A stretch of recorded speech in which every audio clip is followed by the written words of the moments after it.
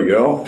Good morning, everyone. This is the Economic Development Commission meeting of Thursday, March 5th, 2026. We're meeting in the Old Town Hall Conference Room as well as on Zoom. And it is now 8:32. We do have a quorum, so I'll turn things over to you, Mr. Chair. Well, welcome, everyone. And I think we have a full agenda today. So I guess approve minutes is the first order of business. Motion to approve. Second. All those in favor? That was quick. No debate. Excellent. Well, moving right along. I put on the agenda today, and I know this was something that I was working both with the chair and Commissioner Hockhauser on looking at some underutilized town properties. I think we were focused on the Mill Plain Road lot, although there are other properties that might consider review at some point. And we kind of put things on hold. There was just limited bandwidth to consider that pending the municipal elections, that the special election that was just recently held in February. And so now I'd like to revisit that and hopefully finalize something. What we were looking at was preparing, in essence, a white paper that kind of outlines the potential of this particular site, perhaps in concert with the Parks and Rec site and the train station property itself, outlining what the possibilities might be, some of the underlying demographics, as well as potential challenges down the road, both in terms of impediments to future redevelopment and the like. So. Again, we're not ready to present anything today, but I think what I'd like to do is reconvene with our small task force subcommittee, if you're willing, and then bring something back to the board, hopefully next month or the month following, if that works. Yeah, that sounds great. I didn't have a chance to talk to you, Ken, but I assume you're okay with that. He's on mute. Yeah, love that. All right, awesome. It is a slow-moving process. There's a lot of dominoes, so we're just trying to find a way to advance things. Yeah, and I think I did talk to the first select person and chief of staff and indicated that we had been looking at this particular property, asked whether or not this would be helpful to, again, start a conversation about this, understanding that that's a lengthy process. And whenever we're looking at, town property and potentially reuse options, and they both welcomed the idea. So I think, again, the idea is just to kickstart the conversation, see where it goes from there, perhaps outline a process that the town can use. I mean, there's a multitude of options. We're actually having a conversation this week on Friday, tomorrow, with the Parks and Rec. And Parks and Rec had put out an RFI, request for information, for the development community to kind of outline what they see as the development potential of Jennings Beach and whether there was a potential opportunity for public-private partnership. That's one possibility. Another possibility would be to pursue something like we've talked about before, which other communities have done, put together a special task force comprised of stakeholders from various groups and, work through a very deliberative process at the end of which there'd be a, then you would engage the private development community in a more formal way. But, the issue that I have sometimes with an RFI is if you don't have the support initially to consider that or a framework for how you would go about that, sometimes it's a little bit of a wasted opportunity. People are, putting time and effort and resources into responding to that RFI, but you don't really have a process by which you can get that through the necessary approvals. So there's pros and cons to everything. So the subcommittee, that's for Mill Plain for that lot right across from. Yeah, you remember we had some conversation. Yeah. We had looked at it a couple meetings. Ken and Steve and I have had conversations regarding it. We've talked to talked to MetroCog. We've talked to a couple development brokers, commercial. Ken's a commercial broker himself. So, I think, again, the idea was just to kind of start a conversation because, it's a piece of property that to be used for more than just simply parking cars, given its location. Yeah. So just from my perspective, I know I've said this before, it's probably the most dangerous road in. Well, you would know. I see accidents on there almost every day, severe accidents. It's a 5-way entry. Well, that's the issue. The issue And clearly it is is the post road. Yeah. dangerous, dangerous, and dangerous. I can't imagine any other cars coming onto that road between where Terry's house is and Post Road.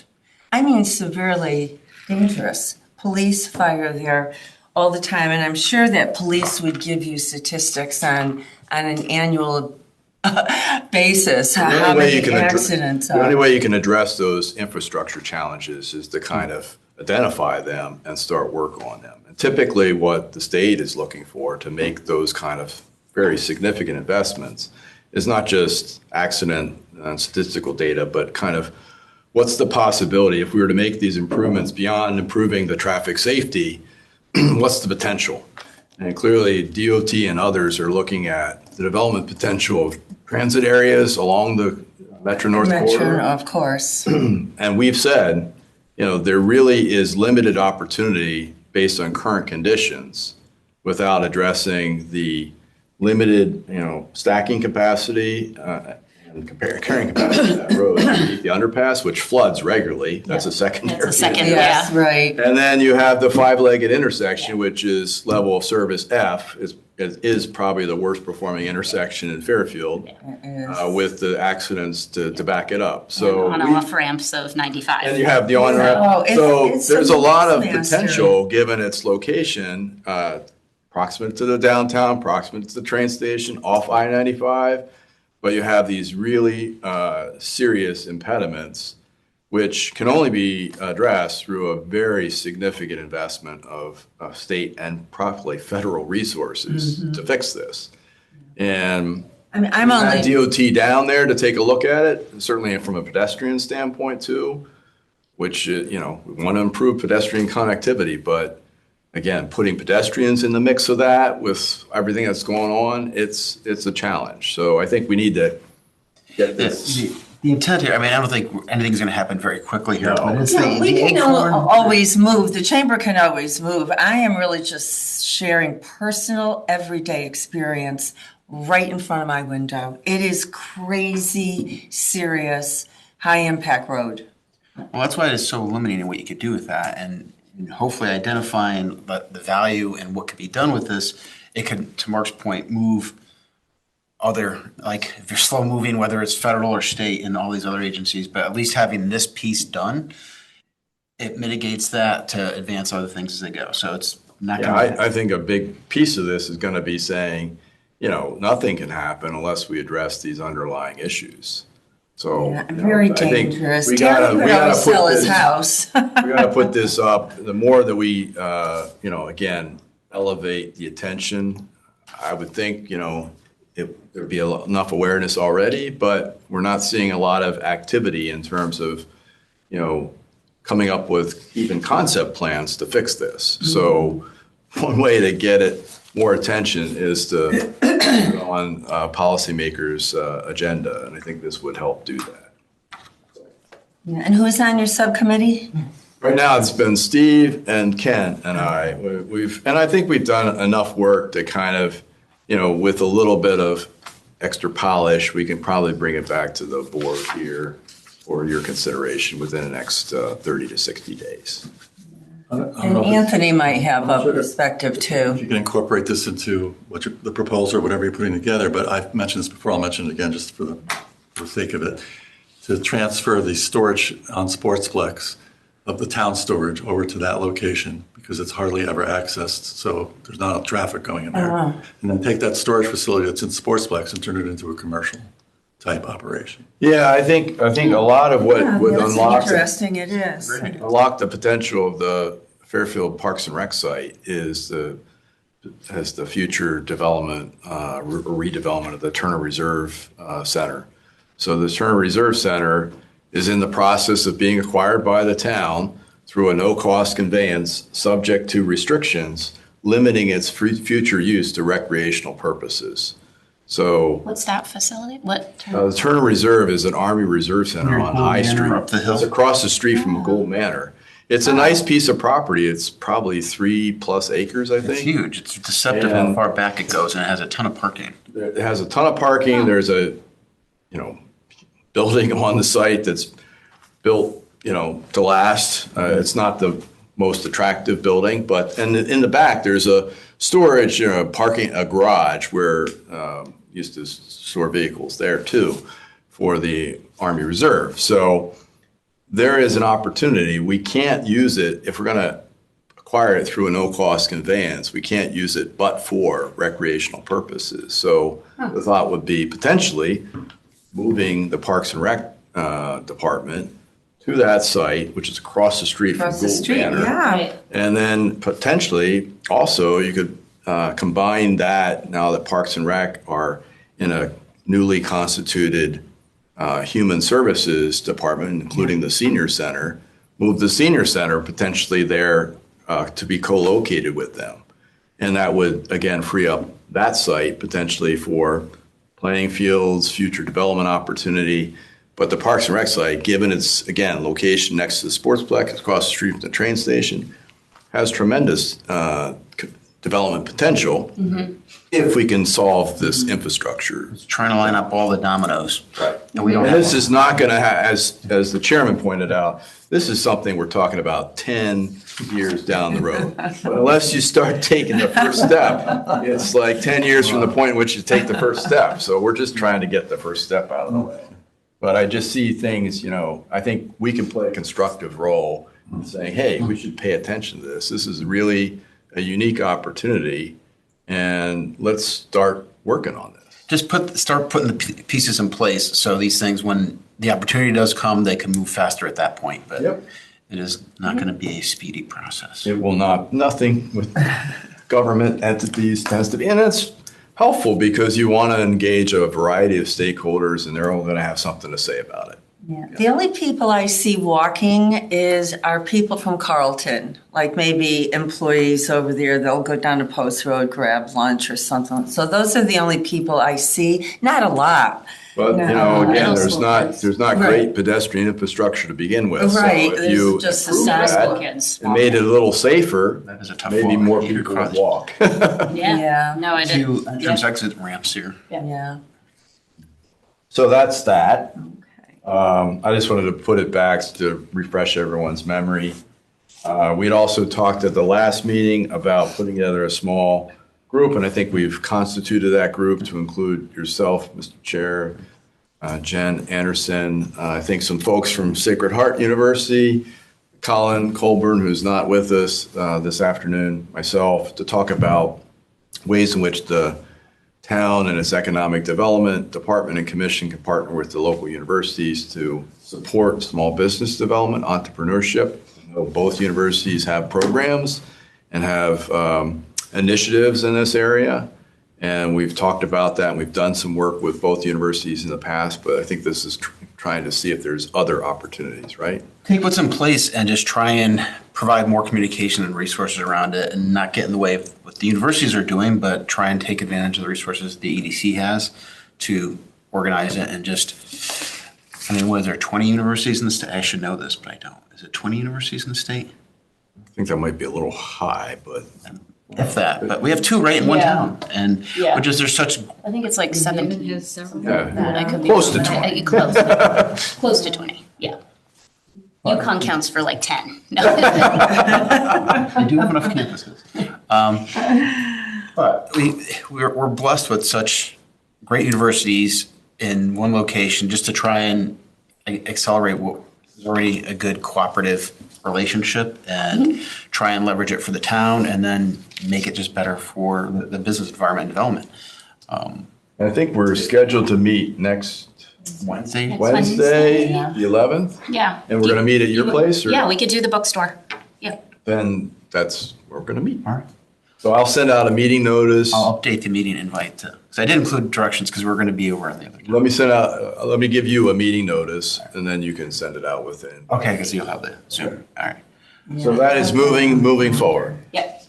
Thank you both for helping to set that up. You have the contacts of I did. I think they accepted. So I I didn't. did. We just need to update it. Yeah, I didn't. The location was a little bit I will vague. follow up with both of them in person, but. Jen, who did you invite? Like who? So I invited the dean of business, the Okay. outgoing, but Perfect. the associate dean, who's part of the management department. and Great. Within the dean suite. So Okay. Super. Okay. I'll see if one of them wants to come. That makes sense.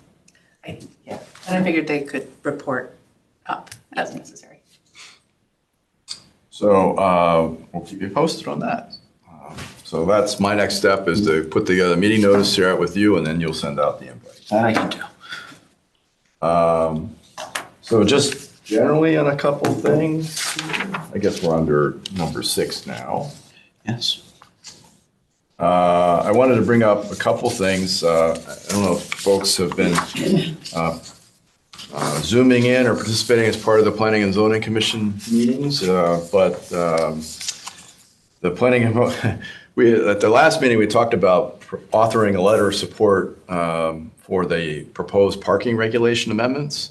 Before I could even put that together, they opened and closed the public hearing and have since adopted those revised regulations. So they're moving faster than we can provide comment. So it can move quickly.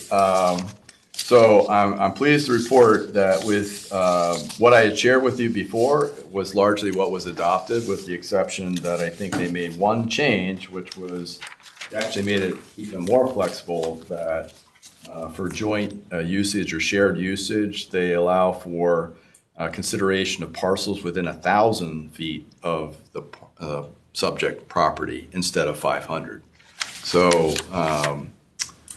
they are moving ahead, and in that same vein, they are now considering proposed changes, more to the point of this commission, changes to the design business districts regulations that's in your packet. I've shared that with some folks who, both land use attorneys as well as folks that own significant property and do development here in town for their input. Again, the idea behind this is not simply, is to provide a little bit more flexibility as well as kind of modernize some of the regs to make it easier for them to understand. And I think with respect to the design commercial district, they're mirroring a lot of the same requirements that we would typically find in the center design. So trying to bring buildings closer to the street frontage, providing for more pedestrian connections, providing a little bit more options in terms of lot coverage and floor area ratio in terms of liberalizing those requirements somewhat. I'm assuming like the red is Proposed changes. So they opened the public hearing on this at their last meeting this week, but it remains open through the 24th. I'm not prepared to, I think if folks, I know we're kind of talking about this at this point, but if folks wanted to put together a letter in support of the direction in which the commission is heading without being specific as to the changes, that would be fine. I can try to work with the chair to put that together before the 24th, before the hearing likely will close. Has there been a lot of pushback at? No, it's moving. I think there's a schism within the commission itself. You have 5 members that are solidly in support of making changes to the regs. Again, understanding that we haven't done a substantive update to our land use regulations in probably 3 decades. So this is long overdue. This is consistent with the policy direction in the POCD, which was 5+ years in the making. So I think there has been a lot of discussion leading to this. So I'm not sure that they need to fully, debate this to death because they've already had a lot of substantive conversation about these changes. But we have, tried to make sure that some of the changes we're looking for not only are consistent with state statute and the POCD, but also make sense from a development perspective. And specifically, when we talk about commercial, they're trying to minimize curb cuts, move buildings closer, provide more of a range of options. So one of the things I know we were specifically looking for feedback from our development community and property owners is the building frontage width where they have gaps. Those are where curb cuts typically occur. This would minimize those and provide for a maximum of 70% coverage with a 24-foot wide aisle gap for driveway access, which is two-way. We were meeting with a developer recently or a property owner recently and, just calling it to his attention because it would reduce, if he were to redevelop his site, reduce the number of existing curb cuts to one. And typically, minimizing number of curb cuts is helpful because it eliminates, to Bev's point earlier, some of the conflict points where accidents do occur. But property owners typically jealously guard curb cuts because they add value to a property. So with that, again, I will send this out for those joining online. You can view it as part of the backup to the TPZ agenda. My point is when I met with TPZ Commission leadership, and they said these are the areas we're focused on. We're going to move. We have a very ambitious agenda, and we're going to move quickly. They did. They did. So. And this doesn't have any impact on the cultural district? It does not, No. Okay. It sounds way overdue and all proper stakeholders have been pulled in. So I think you're getting developers' opinion and. That's the idea. We just want to make sure that we're doing something that makes sense, that we're not, we think we're making it better or more flexible for property owners, but we want to make sure that we're not missing something, so. And the restaurants still have that extended, Yep. so they can have tables out. Yeah, we're not changing You're the not outdoor changing dining. that. We went through those discussions People before. love that. A couple other things I wanted to bring to your attention, and I'll send this invitation out. I'll pass it around. But there's a conversation, a workshop that's free and open to the public on next Thursday, March 12th from 6:30 to 8 p.m. It's at the Downtown Cabaret Theater in Bridgeport. It's how to make Bridgeport a more walkable and livable city. There's Jeff Speck, who's an author and renowned practitioner and urban planner, is going to be speaking. He has quite a following, but the conversation he's having about Bridgeport and walkability also applies to Fairfield and other towns and cities. So just wanted to bring it to your attention. Again, I'll send it out. If you wanted to attend, it's again free. And it's, you can register online. We have started planning for the Community Development Block Grant, the Federal Community Development Block Grant Program Year 52, which begins October 1st. We had our first public hearing, which was pretty well attended. Applications are due in mid-March, and then we'll be presenting those to the town boards sometime in June. This week, on Tuesday, the Board of Select Persons had a special meeting. There are a host of issues, including the town's participation in the Connecticut Municipal Development Authority. You'll recall that back in, I think, June or July, I think it was July, the RTM had approved the town's participation in the CMDA that was co-sponsored by Colin Colburn.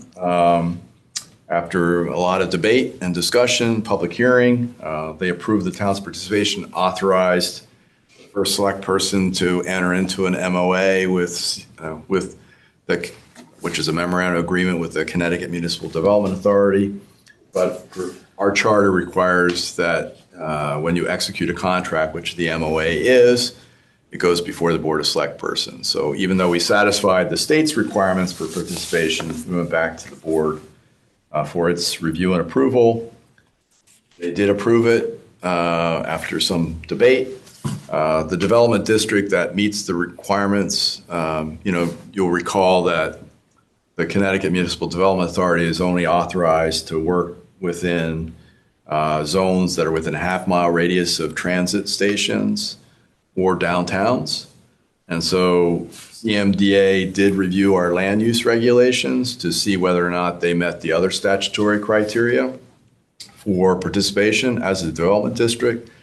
And the only place that does, which we predicted, is the Fairfield Blackrock Station. So the area that is already zoned for transit-oriented development does meet the statutory criteria, and that is our CMDA-approved development district.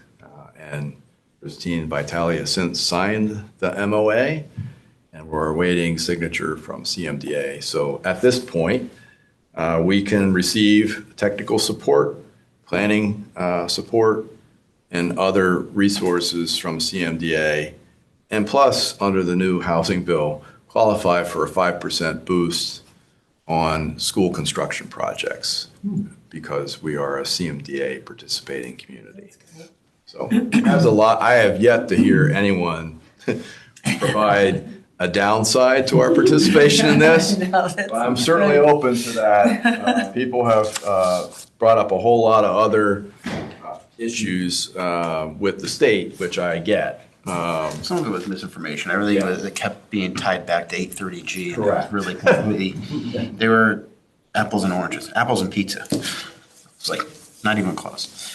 And I'll just, two other things before, I know Bev has an announcement on the upcoming Women in Business event.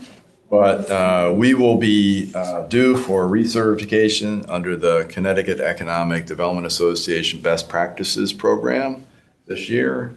So I'll be working on that, hopefully with the chair and other members of the commission as needed.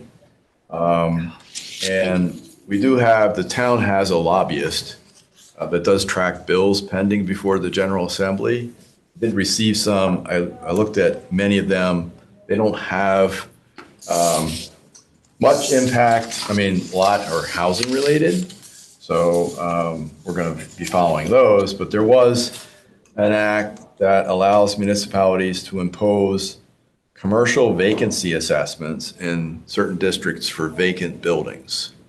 So this is something that has come up before. It's being pushed by the Connecticut Main Street Center, of which we're a member. Would allow towns and cities, we've talked about this when we were wrestling with the community theater, which was long vacant before Cleveland purchased the property and renovated it. But this is trying to provide an optional tool for communities to basically incentivize people through assessments, through financial inducements to do something with their vacant, blighted properties. And it has to meet certain definitions. I have kind of mixed emotions about this.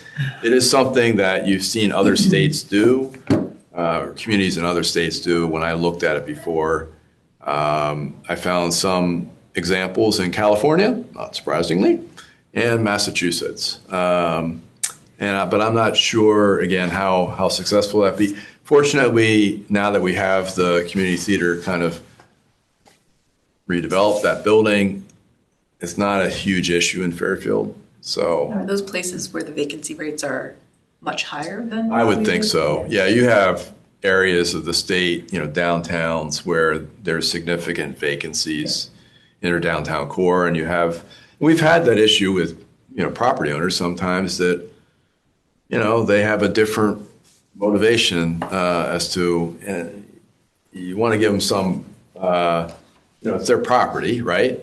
So they can determine what best to do with it. But at the same time, if you have a lot of that in a downtown, it can really have a debilitating effect on economic development and the perception of the community as a whole. So I get it. It's not something that I just wanted to bring it to your attention. It's not a problematic. Not a high priority for us. But I will also share the list of other bills in case you're interested. And if you have any questions, let me know. I'm assuming like a city like Bridgeport would be more vested in something like that. Yeah, and I would think, an urban area that might be distressed. I wouldn't classify, I think Bridgeport's making significant strides in their downtown core in particular, but, I can see examples where that might be an issue in a neighborhood, and they might need some tools to deal with that. So I get it.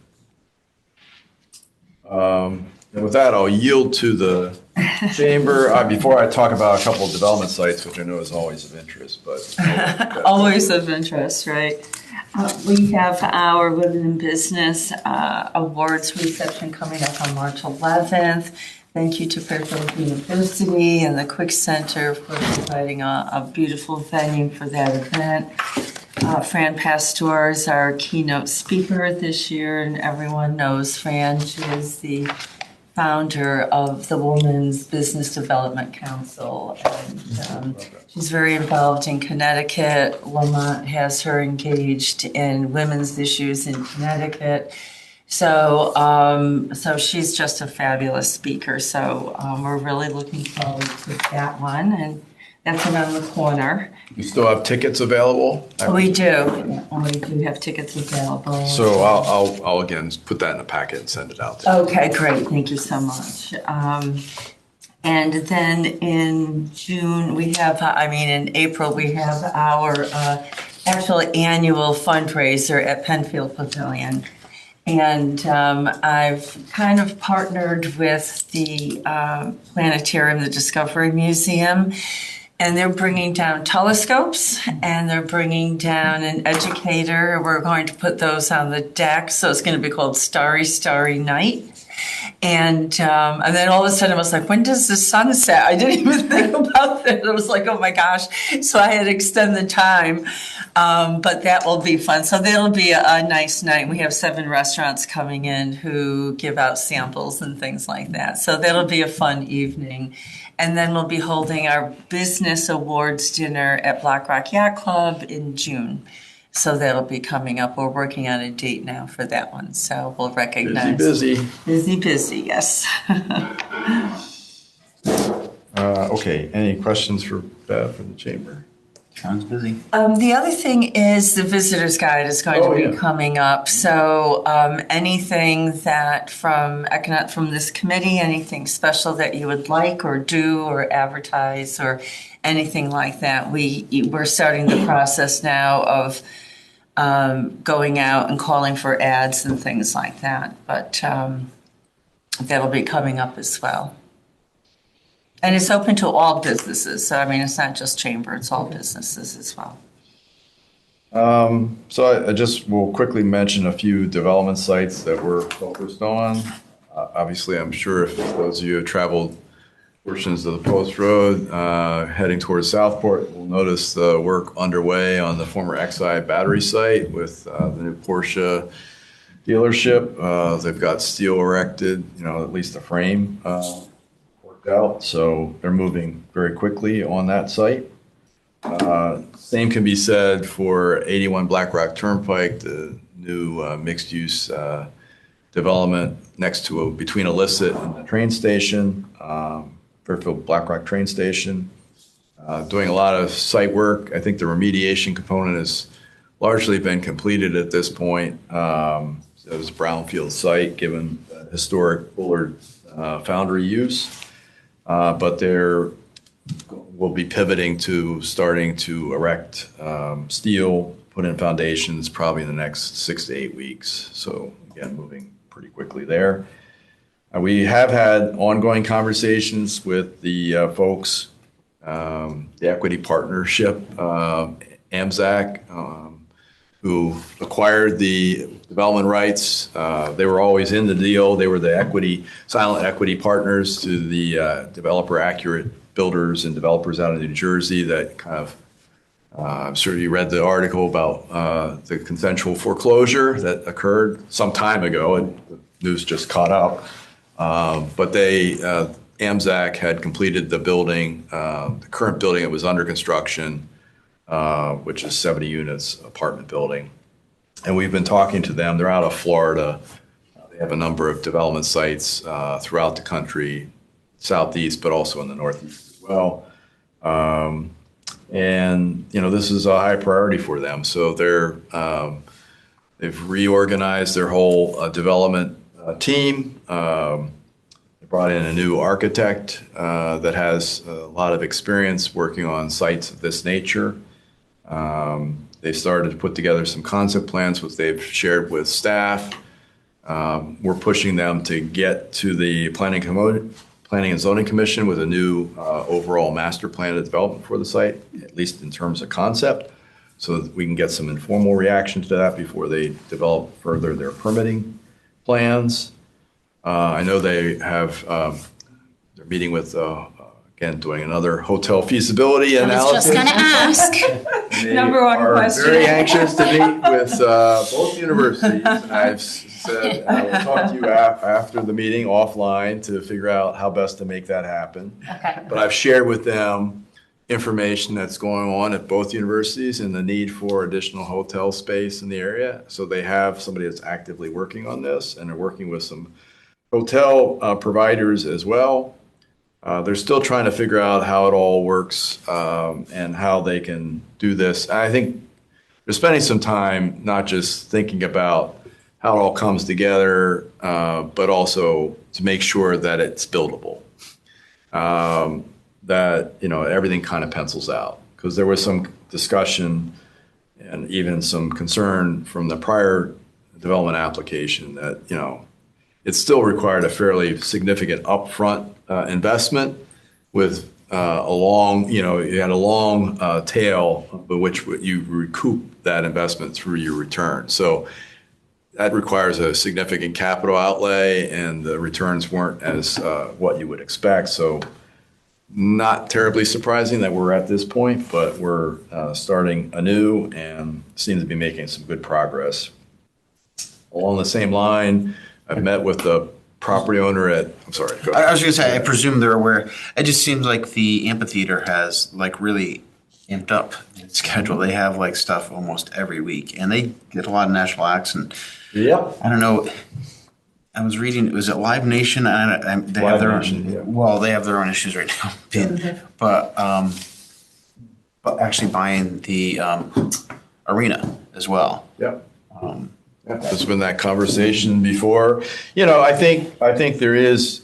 I think we should look at this as a regional asset, not simply to service needs within Fairfield. Although we have, 2 universities here and a lot of things going on, both with athletics and cultural activities and events, and business demand.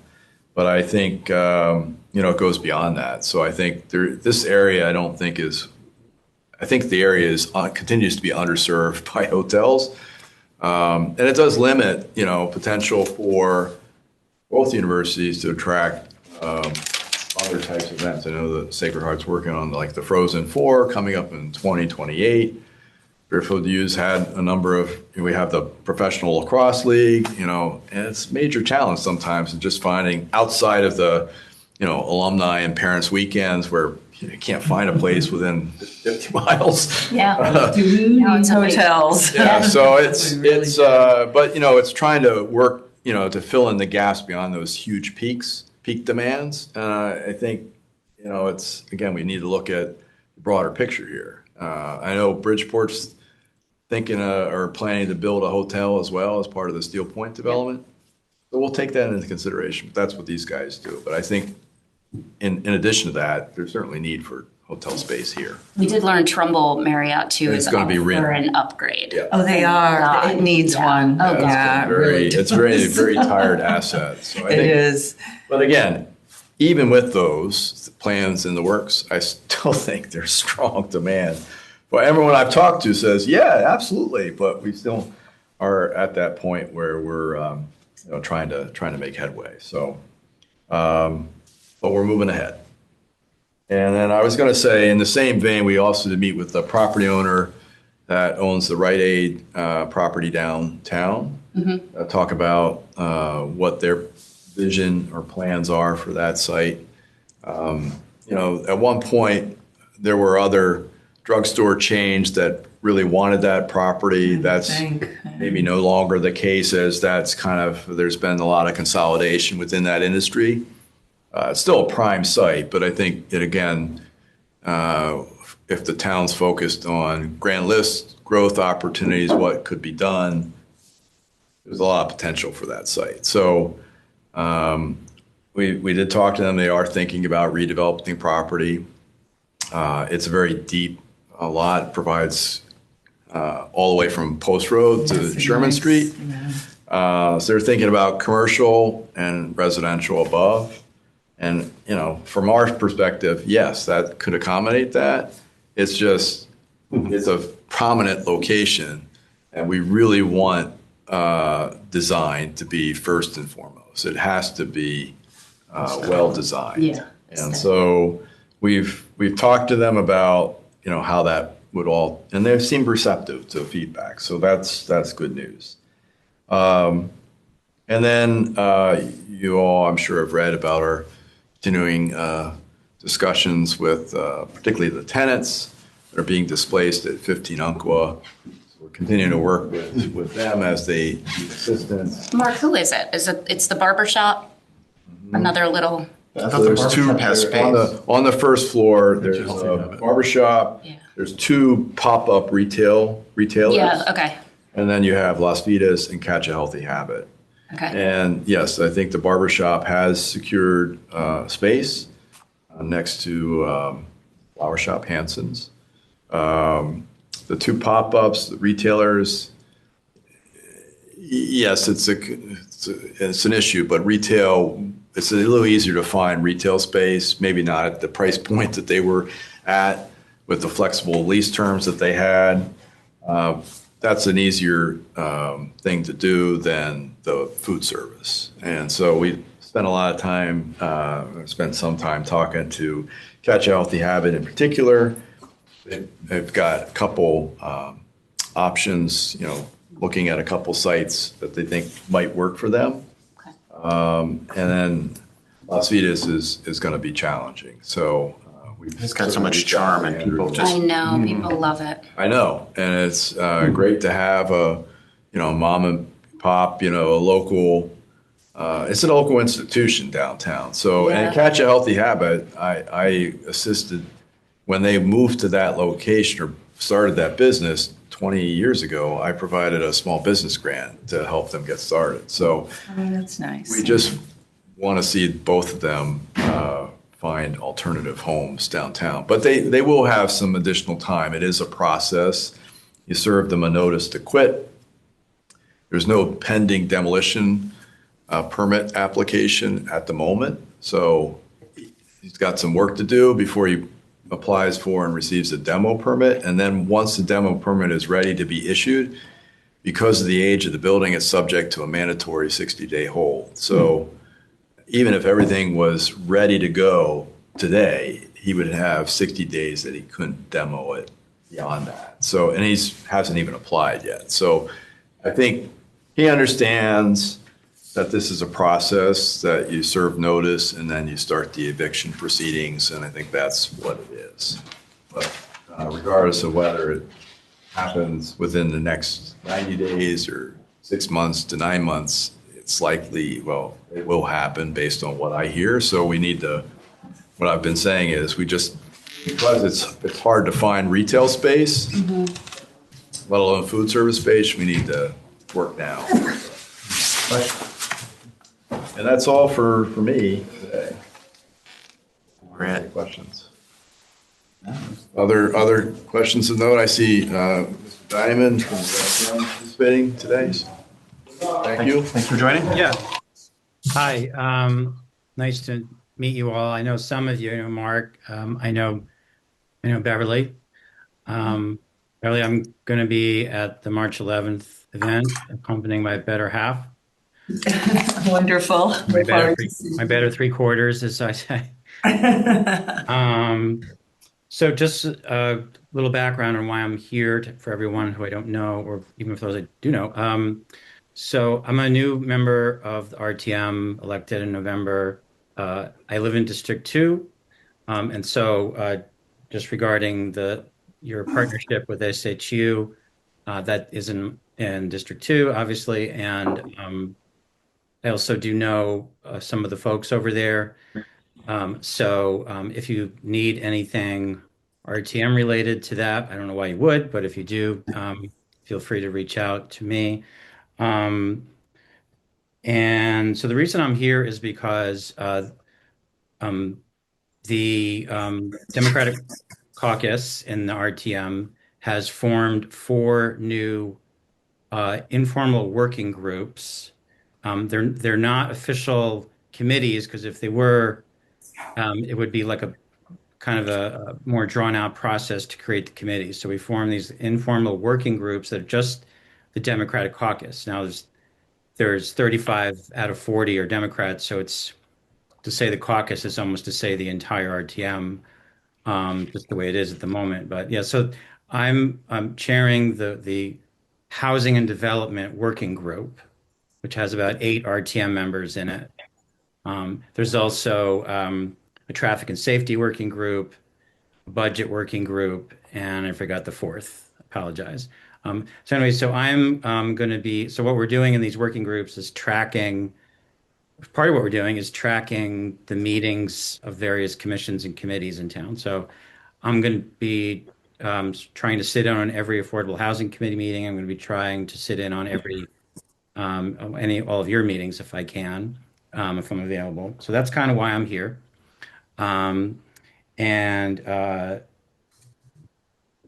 I guess if you have time, I have a question for all of you or for Mark, whoever wants to answer is, how would you describe the EDC's role? I mean, I kind of know in general, but I'd like to hear from all of you kind of how do you see your role in the town? And I'm also curious if you vote, if you're a voting commission or not. I actually don't know. So anyway, I'll stop there. I think we facilitate and support the work that Mark does, but just trying to advance things in the town. And one of the, speaking specifically to points of entry, is just working with the universities and trying to get that cooperation. They've always been like outstanding in contributing to some of the events Mark calls sponsorship. We've identified a few things that we talked about earlier that we think we could support and advance. We do get the opportunity to meet with developers from time to time who come in and sort of get some unfiltered feedback from us, maybe even challenge them on like the insights of the town. But if we feel appropriate, we will write a letter of recommendation that sort of pressure test what they want to do and just engage with the community on the business side as best we can. That's a broad stroke. I'm Steve Rosato, by the way. Sorry. Yes, I figured that out. Yeah, we don't have nameplates or anything. It's small Anyone else enough would like that- to share? I mean, yeah, I think that's a good summation. Provides strategic oversight on economic development initiatives and business advocacy primarily. So, And much fewer words, more succinctly and better stated. Thank you. So you're not a voting commission, correct? we have no regulatory powers or authorities. Yeah, it's more advocacy and support. Yeah. Well, thank you. I hope to be there in person next time so I can. Oh, you're welcome. We'll add you to our mailing list, if you will. So make sure that you get that. Thank you. Search around for it. Anyone else like to add anything? Just a quick question. What is the goal or the objective for creating those working groups? So I'd say two goals. So one is so that groups within the RTM can be kind of dig down into a subject area and become, I won't say experts, but quasi experts or particularly familiar with important areas within town. The second is that by doing that, then if there comes an opportunity for the RTM to move forward with an ordinance to help with a different subject area, then they'll have a lot of expertise and relationships that they've built through these liaisons. So if we ever wanted to do some sort of ordinance on related to housing and development, we will, or gained a lot of knowledge and that, those relationships by having these working groups. Makes sense. Does that make sense? Yeah, just hats off to the RTM. I've sat in on a handful of meetings, presented with Mark when called upon, but it's a lot of work that you guys put in collectively as a group. And I just want to tip my hat. Well, likewise to all of you. Do you mind for the others that are there? I think I see 3 or 4. Do you mind just saying who you are? Oh, sure. We should go around. Sure. I'm Jenna Anderson. I am a 20-something year resident of town, have 3 kids in the school system, and I'm also the vice president of marketing and communications for Fairfield University, of which I'm an alum. I think I've seen you talk or met you or both or something, but Nice to see you again. yeah. Yes, last year she was honored at Women in Business, so you had attended last year. She was on stage. Yeah, I think, and the name sounded familiar. So you haven't met me, but I've met you. Of course, Beverly Bell is the president of the Fairfield Chamber of Commerce. I sit as a guest here. Is that correct? Yes. So I do, and likewise. right. So Mark comes as a guest to the chamber. I'm a guest here, so that we're in sync on conversations and economic development in the town. So when they vote, I don't vote. Like right here, if there's anything that they want to say yay or nay on. So good to see you. Likewise. Maybe that's. I'm Gretchen Gertner. maybe I'm I'm the a guest, recording too. secretary So Gretchen is our recording secretary. for years and years and years. Tireless and faithful. And she's darn good. Jennifer? Jennifer Trudeau. I'm a 5-year resident, but I had a stint of 4 years at Fairfield years ago. And I'm a assistant professor at Sacred Heart University. Okay. I'm an adjunct professor at SHU. Oh, what do you teach? Well, I did teach public policy, but it was in the Masters of Public Administration program, which is being dissolved. Ugh, So, We hate to hear that these days. Yeah. yeah. I'm in economics. Oh, okay. Nice to meet you. I'm Justin Beck. I'm vice chair and secretary. Oh, you're everything. Wow. How about that? And I grew up in this town, so I have a long history here. Marched the Memorial Parade as a, let's see, it was Little League, Senior Baby Ruth League, all that stuff. Anyway, I went off and got involved in the computer business and other businesses. I'm a business consultant and back in town in the last 13, 14 years.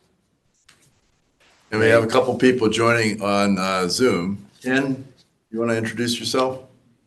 Hi, I'm Kenny Hockhauser. I'm a resident of about 20 years now. This second term on the commission, and I'm really loving it, and I appreciate everyone's efforts in this and idea. And by profession, I'm a commercial real estate broker. Matt? Sure. Hey, Matt Rappaport. I grew up in Fairfield and moved back about 10 years ago. And I run a small finance company here in Fairfield. Great So that's group. a group we're missing. Colin? Colin, yeah, but you know Colin as a member of the RTM. So he wears 2 hats. So that's pretty much it for today, unless you guys have any other questions. I know we're running over time, actually. No, we're on time. The motion to adjourn. Yeah, we're actually on time. Thank you, Craig. It was great to meet you. Look forward to seeing you in person here, and Likewise. appreciate you joining. All right, we're adjourned at Thanks, 9:26. everyone. Thank you.